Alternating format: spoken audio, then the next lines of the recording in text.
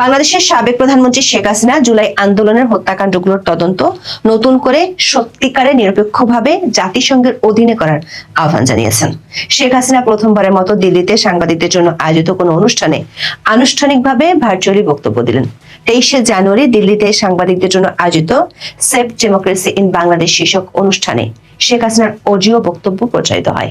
প্রায় 10.5 মিনিটের এই অডিও ভাষণে শেখ হাসিনা অধ্যাপক ইউনূসের নেতৃত্বাধীন অন্তর্বর্তী সরকারকে সরিয়ে আইন শৃঙ্খলা পরিস্থিতির নিয়ন্ত্রণ ও বিচার ব্যবস্থার প্রতি মানুষের আস্থা ফিরিয়ে আনার জন্য আওয়ামী লীগের আন্দোলনে যোগ দেওয়ার আহ্বান জানিয়েছেন। দাবি করেছেন, ইউনূস সরকারকে না সরানো পর্যন্ত সুষ্ঠু, অবাধ ও নিরপেক্ষ নির্বাচন সম্ভব নয়। এজন্য তিনি সেনাবাহিনীর প্রতিও আহ্বান জানিয়েছেন বিভাজনমূলক কর্মকাণ্ড নির্মূলে সহায়তা করতে। প্রশ্ন হলো, বাংলাদেশের নির্বাচনের ঠিক 20 দিন আগে একদিকে জাতিসংঘ আবার অন্যদিকে বাংলাদেশের সেনাবাহিনী ও দেশের মানুষের প্রতি এমন আহ্বান শেখ হাসিনা কেন জানালেন? আবার তিনি গত কিছুদিন ধরে যে ভোট বর্জনের কথা বলে আসছেন সেটি কেন বললেন না? বিশ্লেষকরা মনে করছেন, শেখ হাসিনা দিল্লির বিদেশি গণমাধ্যমগুলোর মাধ্যমে আন্তর্জাতিক অঙ্গনে 5টি পয়েন্ট তুলে ধরেছেন, যেখানে তার কিছুদিন আগে দেয়া ভোট বর্জনের বার্তাটি নেই। বরং তিনি নিরপেক্ষ তদন্ত সহ বাংলাদেশের আইন শৃঙ্খলা পরিস্থিতির চরম খারাপ অবস্থা, সংখ্যালঘু নির্যাতন, সাংবাদিক নিপীড়নের বিষয়গুলো তুলে ধরেছেন এবং এই বিষয়গুলো সুরাহার জন্য সুনির্দিষ্ট 3টি পক্ষের কাছে বার্তা পৌঁছে দিয়েছেন। আবার তার বার্তার শেষ দিকে পরিষ্কার যে তিনি প্রথমবারের মতো আন্দোলনে নামার ইঙ্গিত দিয়েছেন। আবার এই অডিও ভাষণ প্রচার কয়েক ঘন্টা আগে ভারতীয় সংবাদমাধ্যম দ্য প্রিন্টে আওয়ামী লীগ সভানেত্রী একটি দীর্ঘ সাক্ষাৎকার প্রকাশিত হয়েছে। সেখানে তিনি 2024 সালের আন্দোলনের সময় প্রতিটি প্রাণহানির জন্য দুঃখ প্রকাশ করেছেন। তবে সেই সহিংসতার বিচারিক তদন্ত সীমিত করে ফেলা হয়েছে অভিযোগ করে সেজন্য অন্তর্বর্তী সরকারের প্রধান উপদেষ্টা মোহাম্মদ ইউনূসকে দায়ী করেছেন। এই সাক্ষাৎকারে শেখ হাসিনা আসন্ন ত্রয়োদশ সংসদ নির্বাচনে আওয়ামী লীগকে বাদ দেওয়ার সিদ্ধান্তের সমালোচনা করে একে রূপান্তরের মোড়কে কর্তৃত্ববাদ বলেছেন। দর্শক, গত 19শে জানুয়ারি প্রচারিত ভিডিওতে আমরা জানিয়েছিলাম, সাংবাদিকদের জন্য আয়োজিত কোনো অনুষ্ঠানে দিল্লিতে অবস্থানরত বাংলাদেশের সাবেক প্রধানমন্ত্রী শেখ হাসিনার প্রথমবারের মতো অডিও বক্তব্য প্রচার করা হবে। এর মধ্যে সামাজিক মাধ্যমে নানা পক্ষ থেকে গুঞ্জন ওঠে ওই অনুষ্ঠানে শেখ হাসিনা সশরীরে কিংবা ভিডিও বার্তায় বক্তব্য দেবেন। বিশেষ করে গত 17 জানুয়ারি আওয়ামী লীগের 2 সাবেক মন্ত্রী দিল্লিতে এক অনুষ্ঠানে বক্তব্য দেওয়ার পর থেকে বিষয়টি বেশ চাওয়ার হয়। কিন্তু ভারতীয় নিরাপত্তা সংস্থাগুলোর দাবি, নিরাপত্তার কারণে শেখ হাসিনার ভিডিও বার্তা বা লাইভ সম্প্রচারের সুযোগ দেওয়া সম্ভব নয়। 2024 5 আগস্ট থেকে দিল্লিতে রয়েছেন আওয়ামী লীগ সভানেত্রী শেখ হাসিনা। দেশ ছাড়ার কয়েক মাস পর থেকে তিনি ভার্চুয়াল মাধ্যমে আওয়ামী লীগের নেতাকর্মীদের উদ্দেশ্যে ভাষণ দিচ্ছেন। এ নিয়ে বাংলাদেশের অন্তর্বর্তী সরকারের গুরুতর অভিযোগ রয়েছে, তবে কোথাও শেখ হাসিনা ক্যামেরার সামনে মুখোমুখি হননি। তাছাড়া দিল্লিতে থাকলেও গত 1.5 বছরে তিনি কখনো ভারতের কোনো অনুষ্ঠানে হাজির হননি। সেই হিসেবে প্রথমবারের মতো কোনো অনুষ্ঠানে শেখ হাসিনার অডিও বার্তা প্রচারিত হলো।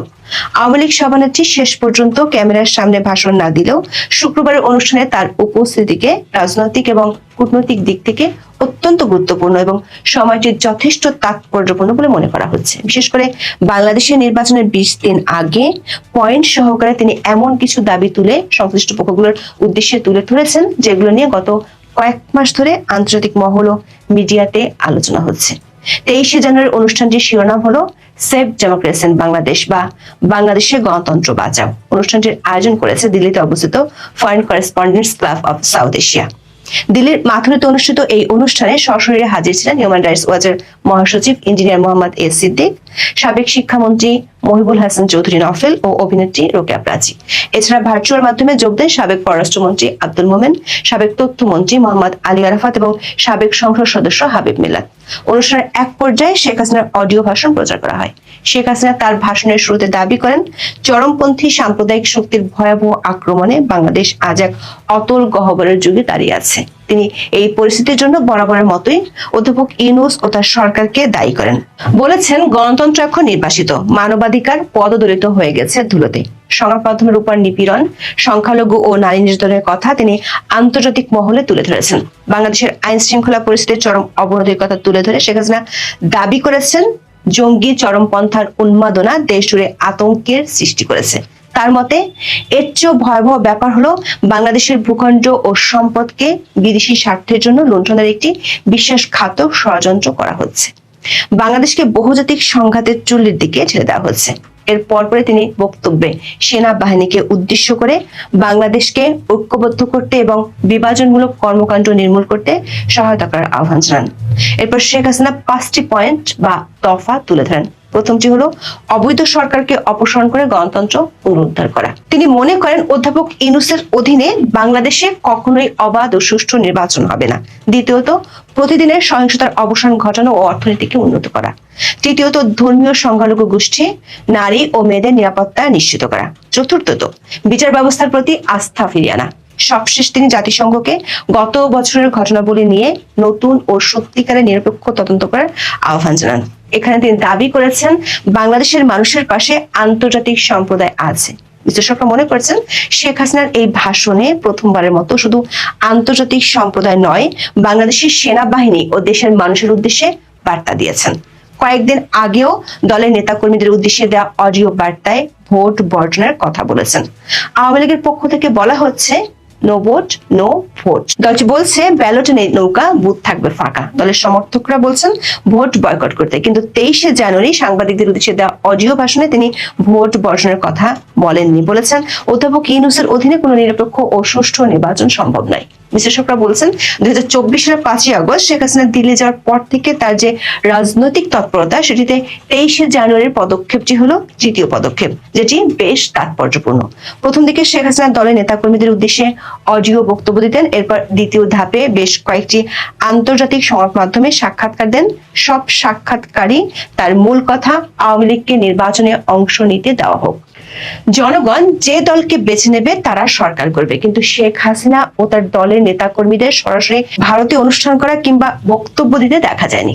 মাস কয়েক আগে দিল্লিতে জাতীয় প্রেস ক্লাবে একটি সংবাদ সম্মেলন করার কথা ছিল আওয়ামী লীগ নেতাদের, শেষ মুহূর্তে সেটি বাতিল করা হয়। পরে জানা যায় দিল্লির বাংলাদেশ হাইকমিশন এই ব্যাপারে ভারতের পররাষ্ট্র মন্ত্রণালয়ের কাছে আপত্তি জানিয়েছিল, যদিও সরকারিভাবে প্রেস কনফারেন্স বাতিলের সিদ্ধান্ত নিয়ে কোনো পক্ষই বিস্তারিত কিছু জানায়নি। এদিকে 23শে জানুয়ারির অনুষ্ঠানটির আমন্ত্রণ পত্র বিলি শুরু হতেই প্রতিক্রিয়া দেন বাংলাদেশের পররাষ্ট্র উপদেষ্টা তৌহিদ হোসেন।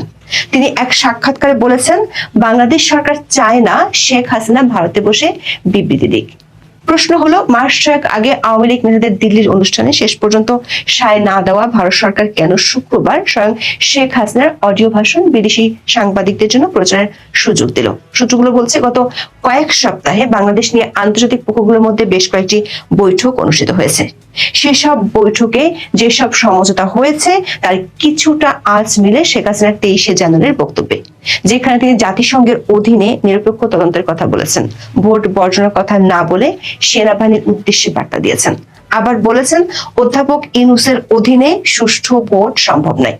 বিশ্লেষকরা মনে করেন বাংলাদেশের সাবেক প্রধানমন্ত্রী শেখ হাসিনা প্রথমবারের মতো একসাথে 3টি পক্ষের উদ্দেশ্যে আহ্বান জানালেন এবং এর আগে তিনি এরকম দফা ভিত্তিক কোনো বক্তব্য দেননি, যেখানে শুক্রবারের বক্তব্যে 5টি দফা তুলে ধরেছেন।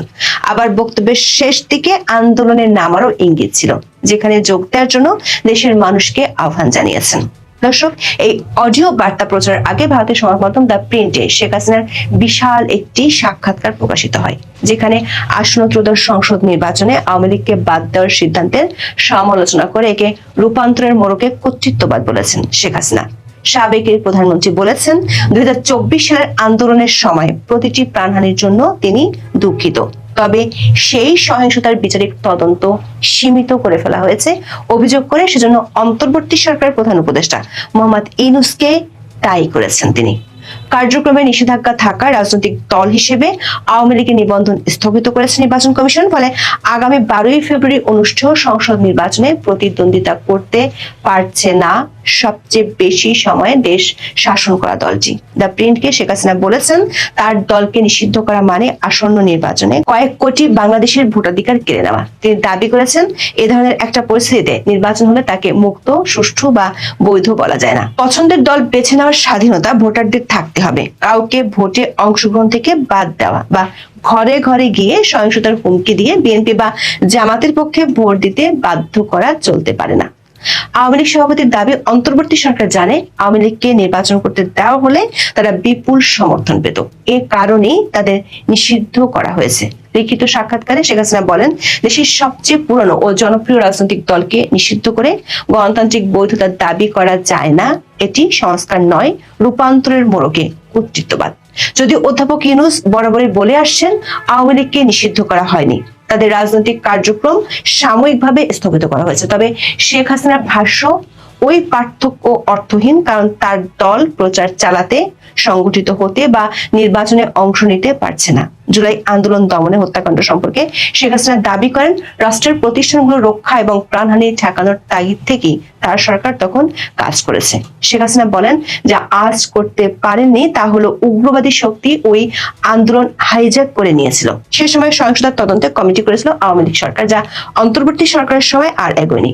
বিষয়টি নিয়ে হতাশা প্রকাশ করে শেখ হাসিনা বলেন, ইউনূস ক্ষমতায় এসে ওই তদন্ত ভেঙে দেন। নিশ্চয়ই তিনি জানতেন এতে তার মেটিকুলাস প্ল্যান উন্মোচিত হয়ে যাবে। তার ওই সিদ্ধান্তই আন্দোলনের পেছনের উদ্দেশ্য ও ক্ষমতা দখলের প্রক্রিয়া নিয়ে গুরুতর প্রশ্ন তোলে, বিদেশি সম্পৃক্ততার বিষয়টিও সামনে আনে। এসব প্রশ্নে নিরপেক্ষ তদন্ত হওয়া উচিত। দিল্লির কূটনৈতিক সূত্রগুলো বলছে, সাংবাদিকদের উদ্দেশ্যে অডিও বার্তা প্রচারের পর শেখ হাসিনাকে ভারত সরকার প্রকাশ্যে বা ভিডিও বার্তা প্রচারের অনুমতি দিবেন কিনা সেটি এখন বেশ গুরুত্ব দিয়ে আলোচনা হচ্ছে। মানে শেখ হাসিনাকে দিল্লি থেকে সক্রিয়ভাবে রাজনৈতিক কর্মকাণ্ড চালানোর সুযোগ কবে দেয়া হতে পারে।